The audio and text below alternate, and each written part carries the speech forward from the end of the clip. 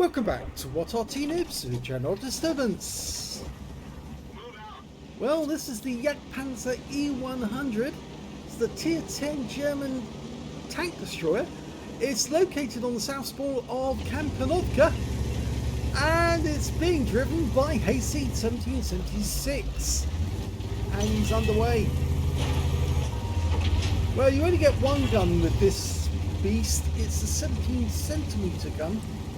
It's capable of doing 1050 alpha with the standard armor piercing.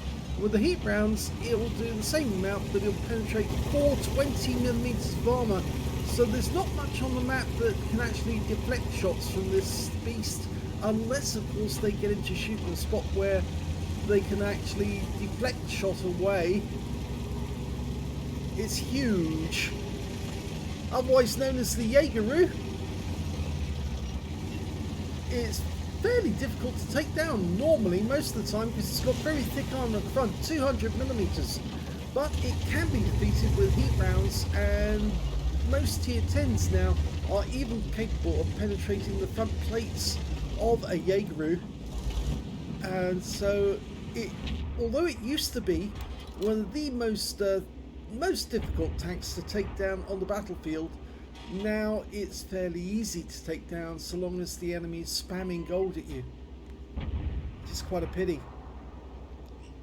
Well, you can see here that HAYSEED's actually loaded the heat rounds straight away. He's expecting an Object 140 to come out from behind that rock. There's one hidden over there at the moment, probably looking. Oh no, he's moved along. He's actually now behind the houses. He managed to sneak past. Now the Object 140 is a medium tank, so he should be able to pen that with standard ammo, but he's opted to go for the premium. CS63 turned up as well. As is with most of the Malinovka maps, lots of enemy tanks have gone up the hill. Good hit! Right through the engine bay, and he got taken out the next split second by a Panzerkampfwagen 7. But the CS63 fired one back, and he managed to get a pen for 407, and now the Arty's taking a moment as well. The CS63 bounced his next round, which was an APCR. His first one was APCR as well, so he's spamming the gold. I've no doubt he'll try again. HAYSEED does need to pull back, because if he stays on that spot, the Arty will take much delight in blasting away. Arty does love stationary targets. They're so easy to hit. Now he may be unspotted now, because I'm not sure the CS63 can see him from this angle. We do have another teammate, which is the Jagdtiger. He's facing off against him from behind the windmill, and he's taking damage as well. Now, based on the E100 Hull, the Entwicklung series 100-ton tank, as it was supposed to be, which was actually completed sans the turret.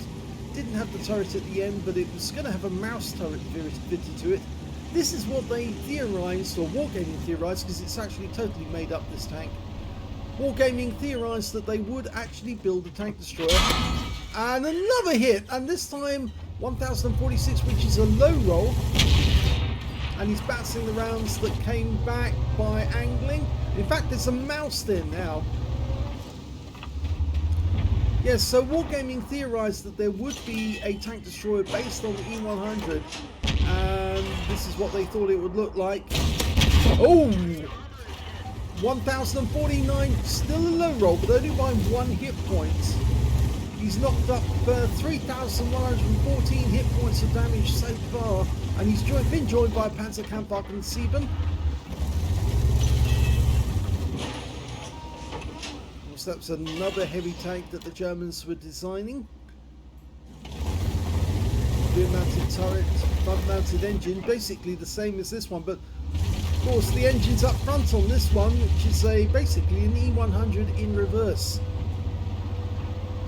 This tank also went by the nickname the Broomstick of Doom, for a while. The guns actually come from Krupp 17cm Canon, which means they're Arty guns, very similar to the guns you'll actually find on the GW Tiger P and the GW Tiger. Oh, ow, that was Arty. And we just took a massive hit from the 155mm gun on the T95, but the mouse is now dead. But as he goes up this rise, he is going to be vulnerable because he doesn't have much in the way of under pressure, only 6 degrees. But he's going to have a go at that T30. Oh! And he got the engine deck on that guy, and he got a high roll this time, 1092. And the T30's down. We're 3 up on the enemy. Our guys are pushing down from the hill now. Okay, Panzerkampfwagen Stevens decided he's going to go and face that T95. He's taking fire, but not necessarily taking damage now. Now, this is a T110 E4. Oh, another hit, and this time a high roll, 1,102 hit points. And the T95 is coming under pressure. In fact, he's being shot at by the Centurion Action 10, as well as the Panzerkampfwagen Stevens. And there goes the E4. In fact, the Centurion was actually aiming at E4. Here we go. Now, how does he get this one? Actually hit the tracks on the T95. So he just tracked him. He didn't actually get that pen. He might have been better aiming for the engine back, but he's gone now, so that's the end of him. There's only 5 enemies left, and most of them are up the hill. It's not a very fast tank destroyer. 30 kilometers an hour is maximum speed. You can see it's basically a casement at the rear. That massive 17cm howitzer gun. And of course the E100 hull, which of course, as I said, was completed before the end of the war. In fact, they captured it, and one of them came back to Great Britain and was left in a scrapyard because it was used as a target for a while, and then they moved it to a scrapyard with scrap metal, and then the bottom fell out of the metal market, and so it was buried instead of actually being melted down. So somewhere in the UK is an E100 hull which hasn't been melted and could be restored if it can be found. It's probably still got most of the components, although if it was used as a range target, it was probably fairly well beaten up on the inside by all those shells hitting it.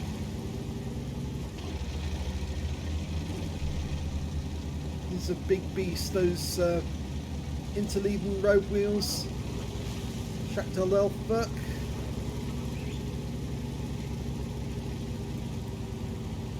Well, he's in the cap. He could sit here actually and wait for the enemy to come to him. There's his first victim. It's an AMX M451, spotted by his teammates and blown out of existence from a long way away. That was a high roll, 1,105. He's now clocked up 6.4k of damage. Now the reload is quite long. Standard reload 24.54 seconds. He's managed to get 22.18. And he's decided he's not going to stick around in the cap area. He wants more damage, which is quite the wise decision to make. He's earned 20% of the enemy hit pool, so he might have a high caliber. And there's the Arty making himself known, and the Wizzy 1111G. I think that's the one he got to go for the first. And he's out the game, 840. Just one-shotted. Now he needs to go slightly to... Oh! There's the other one he's got to deal with. That's the Jaegeru on the enemy team. He just hit the tracks. So he's on a long reload. Let's see where it damaged it, but... Oh, there he is. Okay. Line up the gun. Pick your target. Well, lower plate. 1076, and the Jaegeru is killed by our Centurion Action 10. And that means that's the end of the game because they killed the other two. Here's the end of battle results, and that was an ace tanker game for HAYSEED1776 in the Jaegeru. He managed to get a spotter badge for spotting at least 1,000 hit points of damage, a bruiser medal for getting at least 5 critical hits, he got 5 exactly, a 5 for effect for doing more damage than the hit points for his own vehicle. He got a Confederate because he hit more of the enemy than anyone else on his team, as well as a high caliber for dealing the most damage in the game, and a tank sniper for doing the most damage at a distance of more than 300 meters. And yet he certainly did get a lot of long range shots in that game. Let's have a look at team score.